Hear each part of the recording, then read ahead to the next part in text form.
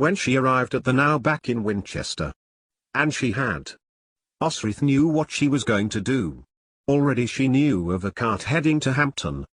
At the port it would be a pretty straightforward matter to find a ship's passage. And Utah had been useful again. If her brother decided to hide his wealth when drunk, that was his problem. I have had no money for 6 weeks. The complaint filled the darkness, and Osrith, now very foot-weary, who had arrived back to her rooms, blinked deliberately several times. The wraith-like woman whose rooms Osrith rented. She walked past her and strode into her room. Nothing she could tell had changed in the time she was away. The ash hadn't even been swept from the hearth. "Are you going to pay me?" the woman demanded, following her in. Osrith turned to her, slowly, wondering whether she had just imagined her body creaking. "The palace," Osrith said, poking a finger in its direction. But the woman folded her arms. "No. I have had nothing. How am I going to live?" Osrith pushed past her, and felt for the candles on a shelf by the wall. Still dry, so she struck a flint against the stone onto some straw, then dangled it over them. Light oozed into the room. "Well?" Osrith turned, pushing the woman out into the street by the shoulder, and closing the door behind her. "Pay me, or leave." She screamed at the door, but Osrith had only closed it to prevent the whining woman from seeing where at least one bag of her brother's silver was hidden, and she opened the door again, slamming into the woman's hand enough coins to pay her for the next 2 years. "How am I going to live?" she whined again. "You won't, when the Danes take the kingdom," Osrith said, without remorse for her hard words. The woman stared at her hand, then back to Osrith, before scuttling away. And she slept. Not as comfortably, or dreamlessly as she had with Allah. Images began to form in her mind as she slipped into unconsciousness, like shadows, that disappeared as soon as Osrith's sleeping eye began to try to focus on them, or follow them.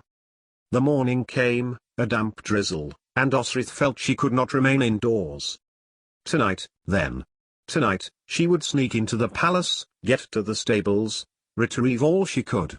Tonight, she would go to the armory and find her hoard there. Consolidate it so that she could slip it all into her clothing, and chance on a journey to Hampton. It was a mere 9 miles walk in any case, with a busy port to find passage north, if she could not steal a horse. How ill-colored the place looked now. Dark and miserly, the color seemed to be out of the world, and Osrith had no interest in anything either, except the mechanism of leaving, just as the Britons were leaving. So she went to another inn, less frequented by the palace guard, and ate a quiet, midday meal of meat and cheese, bread and boiled water. The bell sounded again, and more activity came from the streets. Which meant her mind was not entirely alert when a hand caught her arm. Osrith turned quickly, reaching for tagged seeks and gripping nothing. Instead, she found that blade in the hand of her accoster. It was Thyra, and she was holding the seeks defiantly to Osrith's chest, lowering it when she saw who she was threatening. "Osrith?" the woman asked, and declared, "Osrith." Louder, jumping towards her in a hug, when she nodded. Come with me," Thyra urged, and looped her arm in Osrith's, escorting her to her Zendika's home. "You are feeling threatened, walking around Winchester?" Osrith asked, as the woman barred the front door again, moving to the back one and struggling with the plank. Osrith took it from her, and pushed it into place. "Thank you," Thyra exhaled, panting a little at the exertion, before stirring at a pot suspended over a small fire pit in the center of the living room. She was fuller in the stomach since Osrith last remembered her. Her time could not be much longer. "Will you eat supper?" Though she had eaten, the smells from the pot, of first meat of the killing season and harvested vegetables made her stomach grumble, and Osrith readily agreed. As she sat with Osrith, Thyra leaned into her, and placed a hand on her forearm. "You followed me the other day," Thyra told her. Osrith nodded. "And you killed a man." "Yes," Osrith agreed, her cold attack coming to her mind. "You looked as if you were being harassed." "I have been. For I am a Dane, no matter that I am a Christian and married to a priest," she said, sadly. but then fixed Osrith with the same look that she remembered her brother, young Ragnar, giving Osrith when she had left Dunham, and she half expected Thyra to call her, Kriegikvind. But that man, Thyru persisted, he was not the man who has been bothering me. Please, do not do that again. I won't, Osrith told her, meaning it. She did not intend to be around after tomorrow, so the chances of her finding a man who was giving Bika's wife a hard time would be slim. Does Bika know? Osrith asked her. He does not, Thyra replied. Shall I tell him, or shall you? I have the blade you gave me, Thyra told her, putting tagged seeks on the table, and Osrith got the impression Thyra did not want Osrith to ask for it back. So she didn't, and instead, asked, what was your name, when you were younger? Osrith jerked her head and looked at her. How did she know she had been otherwise named? Bika, perhaps? Edra, Osrith told her, spooning the last of the broth into her mouth, where it was very well received. Edra, Thyra mused, and stroked her stomach. I like it. Just then, a bell sounded. Thyru pushed back her chair. I must go. Bika will need me at the chapel. She looked at Osrith for a moment. May I walk you there? And Thyra's face broke into one of relief. I would be very grateful, Thyra replied, and the two women walked from the house and back up to the palace. No threats, or harassment, and Osrith ordered two guards aside, young striplings, which was unusual at night. Where were the more experienced guards? What had Steeper been thinking, if Danes were approaching? Where was Aldhelm, or for that matter, the dratted Aldred and those others of his type? It mattered little to Osrith. However, as her excursion with Thyra had a second purpose, the silver, which she located. When Thyra had kissed her goodbye at the chapel's door, still in the stables, still in the armory, and she trod the streets of Winchester until she had got back to her rooms.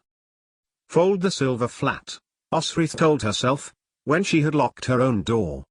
Tie it to yourself and walk south, or ride, if she could manage it. But Osrith could not manage the coins in a flat shape, so instead, she pulled her bedsheet to strips, wrapping them around the coins so they would not jangle, and then she could wrap the blanket around it, and carry it on a stick, like a vagrant, with her. There was a slight knock at the door. Leaving the job nearly finished, Osrith moved the bag towards the corner of the room, for she did not want Aldhelm asking questions. As she opened it, the bell rang again in the night air, and only then did she vaguely wonder what it was for. Osrith. He called her by her name, Finan, and Osrith just stood there, fixed, as Finan's face broke into a hopeful smile. I have been waiting for you. He began, stepping in, and Osrith did not stop him. Where have you been, girl? He asked her, and Osrith shut the door behind him, shutting out the bell signal once again. What is that? She asked, but Finan ignored her, and turned to face her. I had been here, waiting for you, for many nights, Finan told her. I thought you were gone, and, her face, and watched Osrith's mouth turn up at the corners, the best she could do when her heart felt so sore. Then, she threw herself at him, no tears, no emotion, just holding on to him until, after a time, he pried her from him. I am sorry I left no word, Osrith said, as he drew her to sit next to him on her bed. I went away. My brother. You found your brother? Osrith had told him, a long time ago, but since she had found out her brother was Utad, she had never mentioned the subject to him again. I have found my brother, Osrith said, with care, and she saw he was examining her face, particularly the injuries around her eye and her head. Your brother, what? Finan asked, his tone growing more grave. Threatened me, she replied, laconically. Threatened you? Must have been a lot of heavy words for you to look like that.